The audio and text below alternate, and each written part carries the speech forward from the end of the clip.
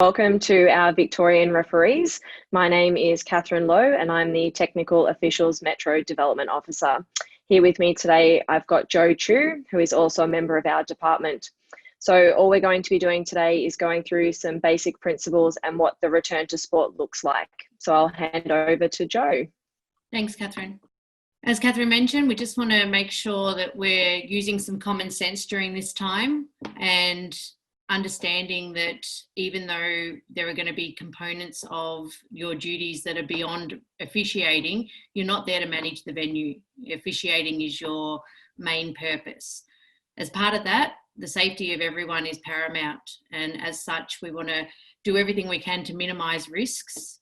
However, knowing the situation that's out there, there is always a risk associated with refereeing, and as such, it is completely up to you whether you choose to return to refereeing during this time. But as I said, we will go through how we're going to minimise those risks throughout this presentation. Part of that, in general, is avoid touching your face where possible. And that's something that, you'd probably be used to in your general day-to-day lives.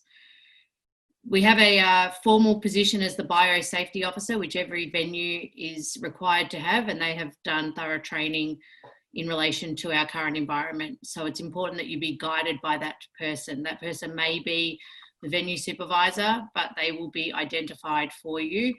And ultimately, anything to do with the reactivation of sport will come under their banner. In relation to you as a referee, it's important that you follow these three areas of safety: yourself, the score bench equipment, and the ball. We believe that these are the three things that are relevant for you to achieve refereeing, and we will go into detail of that later on in the presentation. So essentially, as we can all understand, each association and venue are going to have very unique responsibilities. But what you can expect as an official when you move into an association venue is that you do have a safe place for your belongings. We'll be expecting you to sanitize your hands, the score bench equipment and the ball, as Joe just spoke about. We're also going to have what's called a safe zone between games, and at each venue that's going to look very different, but you should expect that there will be somewhere where you can store your belongings and sit between games where relevant. As Joe said, we want to follow the support and guidance from the biosafety officer. So when you're leaving home, please make sure that you are healthy before you leave your house. If you have any signs or symptoms of the virus, then please stay at home. If you can, we encourage you to shower before you arrive at the venue, and we encourage you to be dressed in your official uniform before you come to the venue. Sometimes players and referees turn up to the venue and they're wearing their casual clothes. Where possible, wear your referee uniform. Pack essential items in a clearly marked bag, and that does include a labelled drink bottle, hand sanitizer, and additional whistle where possible. We know that with our domestic referees, that's not always possible, but where we can, please try and have an additional whistle. When you arrive at the venue, you will be expected to sign in. We encourage you to stay 1.5 metres apart and follow the venue's processes. You will be asked to give your personal details. Some associations are doing this electronically through the QR code.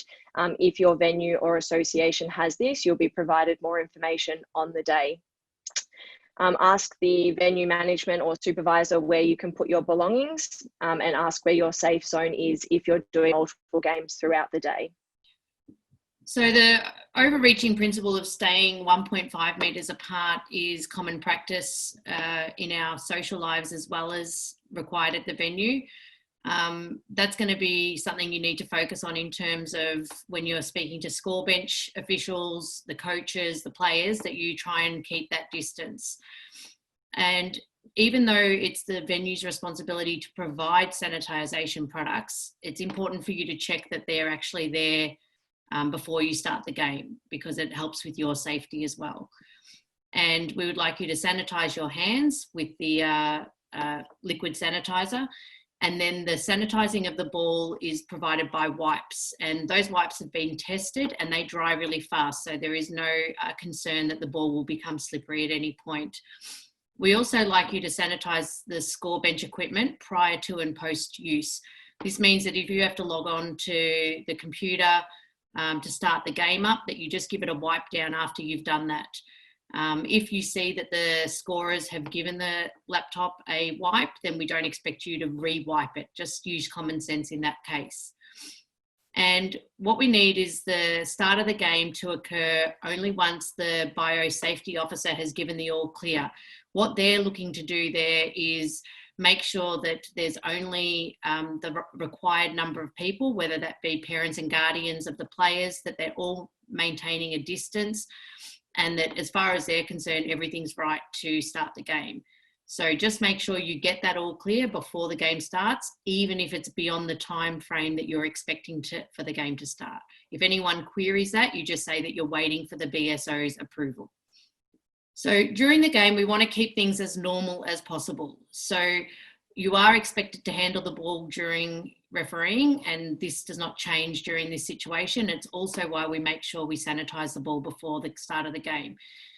There's been some conversations around how the game is going to start. This game will start with a jump ball. That's how we are going to continue refereeing. Obviously, during the game, there's going to be times where the player might get closer to you than is required within social distancing. We understand that, but just try and be conscious of it where possible. We also want to make sure that you avoid blowing the whistle near anyone's face, as the saliva can come out of the whistle when you blow it. We want to make sure that those blows are short and sharp instead of long, hard ones. And we also want to encourage you to use your voice while the ball is dead. Avoid blowing the whistle. So verbalise timeout, verbalise sub, and even clap your hands if you need to get someone's attention. So minimise the use of the whistle during a dead ball if you can. And when you're putting the whistle in and out of your mouth, try and use the lanyard part of the whistle instead of the actual whistle to avoid touching saliva to your hands and then the hands touching the ball. There are options of an electronic whistle that are available. Please speak to your local advisor as to their preference on that, but there are options available for electronic whistle if you prefer. If a player is injured, we want to keep everyone at a safe distance and seek the BSO for assistance during that time. Obviously, it's natural to go towards the injured person. However, we want to maintain that 1.5. We also don't expect that every time someone falls over that we clean the court. We just want to make sure that we're only asking for the game to be stopped and the court to be cleaned in the situation where sort of bodily fluids are excessive or that the ground is too slippery. And again, you can use the wipes for that because they dry really fast. And during all quarter time, half time breaks, that's where it's your cue to sanitize your hands and give the ball a wipe. And that's something that we'd like to continue to do throughout the game. In the post game, it's real natural for players and coaches to want to come up and thank you. Please, they will be used to this as well and being given the same communication, but we need to keep that 1.5 in everyone's minds. As soon as the game finishes, sanitize your hands and give the ball a wipe, and then go over to the score bench and again, make sure you sanitize that before you use it and when you finish using it. If you're using the toilet facilities, just make sure you wash your hands for the required amount of time and keep all personal hygiene as a focus. There is the option for you to referee multiple games as per normal, whether that's 2, 3 or 4 for your association. And what we ask is that you use the allocated safe zone during those breaks. We've obviously spoken about the fact that we expect you to sanitize the equipment that's relevant. If an association is asking you to do more than that, it is completely up to you whether you choose to do that or not. But our guideline and recommendation is that you can be responsible for the ball, the score bench equipment and yourselves. Outside of that, it is up to you. So when leaving the venue, it's really important as a referee that you sanitize your hands, and we want to make sure that you sign for and collect your pay. Some associations are looking at going cashless. That is a major factor also in society at the moment. So that is a likely situation, and where possible, communicate with your referee advisor and the association to find out how that affects you at your local association. We want you to communicate to the biosafety officer that you are leaving. So please make sure that they know that you're leaving the venue. When you get home or as you're leaving the venue, sanitize the whistle, wash your referee uniform and shower where possible when you get home. So really important that we follow those steps. We're just going to finish on the referee registrations for 2020. There has been some confusion around what this looks like. For every referee in the state, we're just asking that you complete this really basic, really quick form. All you have to do is click on this link. It has been sent out to each of the association advisors. The link takes about a couple of minutes to complete, so it's really simple. And at this stage, Basketball Victoria is not collecting any fees and until further notice. So there's no invoicing required. You simply just need to fill out this form with your details.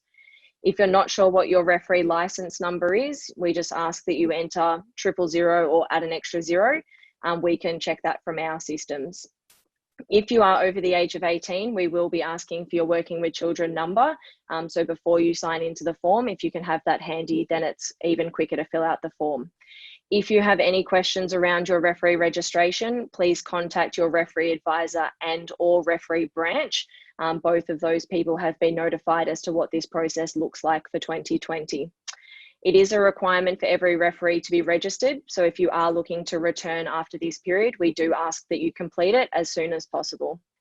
When it comes to who to contact, so before basketball games recommence, if you do have any questions or concerns, we ask that you speak to your referee advisor and an association contact if you have one. If you have any concerns around the venue relating to COVID-19, again, please seek your referee advisor, the venue management, and if you really need additional support, the TOD staff members are more than happy to assist you. We wish you all the best in your return to the sport and look forward to hopefully seeing you out on court sooner rather than later.